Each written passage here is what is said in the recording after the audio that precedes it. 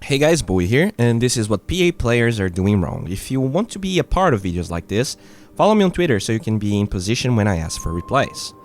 Right from the get-go, I'm not really happy with this player's build. I have to check the game to be sure, but usually you only want to go for the Desolator build when the game is beyond Grim or when you have a Magnus in your composition. Here we can see replays after replays from the best players out there, always going for Battle Fury first, and while you might say that it's an expensive item and also a shit item, and you're right about it, this hero can only really shine when you get it. Arteezy, for instance, got demolished in lane, and because he was against a very push-heavy lineup, had to go Desolator. But even in that game, he goes back for a Battle Fury later on, just showing how good the item really is. For me to fully reprehend this player, I have to watch some of the laning stage and see if Desolator was really a necessity. After further research, we can see that not only this PA is by a decent margin the highest CS in the game, there doesn't seem to be any rush for him to double down on Desolator. You have to remember all of the changes the hero got in the past and the direction IceFrog wants to take with her. The agility gain got reduced, the minus armor talent is now at level 20 instead of 15, the triple dagger is at level 25, her stifling dagger got double the mana cost at level 4 in comparison to before. Phantom Strike gives you less attacks, and the level 1 crit got nerfed a little bit.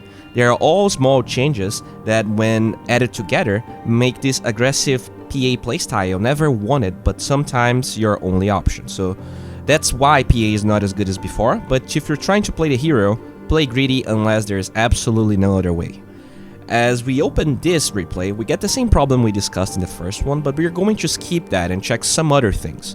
If we watch the fight at the 23-minute mark, the PA never bothered to use Blur to engage. Re-engage, disengage, Blur is an insane spell. It allows you to split push really well when you have Battle Fury, but it's also an incredibly deadly spell when you use it in fights correctly. In that same Arteezy game, we can see how he engages on monkeys for a quick kill, and instantly blurs, and now he has the chance to re-engage or not if he finds an angle, but the protection of not being visible. Once the Lycan is there, he's forced out, but he doesn't die. We also see Arteezy using Blur after the Mirana threatens him, so that he can re-engage, but without Radiant knowing it. And this skill is another argument for Battle Fury. With Stifling Dagger costing more mana and you having another spell that you want to constantly use, this hero just doesn't function without Mana Regen. And there's really no other item to go. Vlad's Mana Regen is subpar, and what it does for you is already too similar to what your kit provides. This is a really interesting game because Dire has this really abnormal draft with a shit ton of magic damage. He decides he wants to grab a Bracer instead of your normal Wraith Band, but I think that's quite the silly idea, especially when you see the order of items. You see, he only actually gets the Bracer once he's jungling, and with 90% of the carries out there, you rarely want to adapt your build to what the enemy has or is doing. Carry heroes farm and win games by amassing that farm. So when you're getting ganked, you have to outmaneuver the enemy, you have to use your TP correctly, you have to push the right lane so that you TP somewhere else, lure everyone to the other side of the map, and you buy time for you. And not building Hood just because the enemy has a lot of magic damage early on, you see? One thing that Arteezy did in that PA game he felt pressured and went Desolator is learning the HP talent instead of the damage, and with a Wraith Band instead of the set Bracer. You know, with the Wraith Band you actually get to the level 10 talent faster, and you know, the talent is way superior than a Bracer, and it also doesn't affect your farming speed, at least that much. The end result here is that the Bracer was not using the laning stage, and now it's a burden that slows him down, and in case he is pressured into a fight, he's going to lack the only thing this hero really needs, DPS.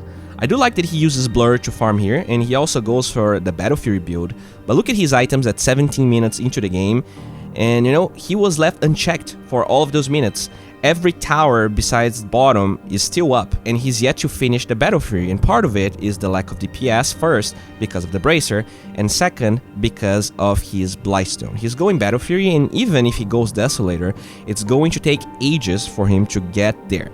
Double Wraith Band is way superior for hitting creeps, which is what he's doing. People often forget that Quelling Blade is a 25 damage item, and all of the attack speed that you get from the Wraith Band just increases your farm greatly. What you can do is give up your stick if you're 100% free farming, These are the two greediest versions of the free farm PA. Double Wraithband and Blightstone with no stick, or Wraithband Basi like SCCC does in this game. But normally, what you see is double Wraithband and no Blightstone. A lot of the times, you can get away with Battle Fury, but not another intermediary item before BKB, so the Blightstone is just wasted gold for way too long, and you do have slot problems with the hero since you have all of those small little items. One other big mistake PA players do all the time is choosing the right targets. A lot of the time, especially when your BKB starts going down, you cannot just go for whoever you see, even when you're as far ahead as this ancient player is. In general, you don't want to be the one initiating like that, just because ideally you want to join a fight without having to press BKB right from the get-go. Instead of just sieging and reacting to what Radiant has, he jumps the lowest priority target on the Radiant side that is also really tanky, allowing the damage dealers to slowly wear him off as he feeds 1000 gold.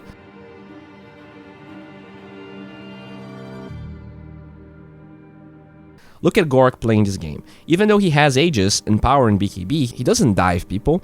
This hero is all about quick, swift pickoffs, and if you're diving the enemy base, most of the time it's not going to be swift unless you're, 30,000 gold ahead, which is not the case. In this game, QO is playing PA, and as they contest Roshan, he engages without using BKB. You always want to use BKB as a response to a spell, unless the enemy has something that is impossible to react, like a Chronosphere, a Telekinesis, an Echo Slam. It's unfortunate that the response here was a swashbuckle disarm, but, it was necessary and he still wins the game.